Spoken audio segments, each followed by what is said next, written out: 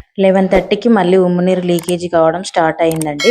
అప్పుడు ఇంక డైరెక్ట్గా మేము హాస్పిటల్కి వెళ్ళామండి పిల్లలను తీసుకొని. అది కూడా మధ్యరాత్రి అండి.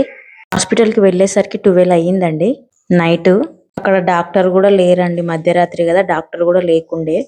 ట్రైనింగ్కి వస్తారు కదండి, ఆమె ఉండే అనమాట. అలా కాకూడదు, అయితే బేబీకి నీకు ఇన్ఫెక్షన్ అవుతుంది, ప్రమాదం అని చెప్పిందండి నాకు. ఆ నైట్ టైం మాకెవరు తెలియదండి, నేను పిల్లలు మా ఆయన అందరం హాస్పిటల్లోనే ఉన్నాము. అక్కడ ఒక గంట సేపు ఉన్నామండి. గంట అయినా సరే డాక్టర్ రాలేదండి. అప్పుడు మేము ఆటో అతన్ని అడిగామండి, ఇక్కడ గవర్నమెంట్ హాస్పిటల్ ఎక్కడ ఉంటుందని. అప్పుడు అతను చెప్పాడు పక్కనే ఉంటుంది, వెళ్తారా అని అడిగాడండి. ఏంటంటే అది మొత్తం ప్రెగ్నెన్సీ వాళ్ళ కోసమే చూస్తారంటండి హాస్పిటల్, గవర్నమెంట్ హాస్పిటల్. అప్పుడు మేము అక్కడికి వెళ్ళామండి. అక్కడ కూడా అందరూ నైట్ డ్యూటీ కదండి, నిద్రలోనే ఉన్నారు.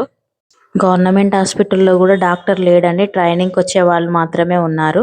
అక్కడికి వెళ్ళి నాకు ఇలా అవుతుందని మళ్ళీ నేను ఆమెకు చెప్పానండి. చెప్తే సరే చూద్దాం రా అని తీసుకెళ్ళిందండి నన్ను. అంటే నా ప్రాబ్లం ఏంటంటే కంటిన్యూగా ఉమ్మునీరు పోవట్లేదండి. ఒక హాఫ్ అన్ అవర్ ఆగి మళ్ళీ పోతుంది. అక్కడికి వెళ్ళిన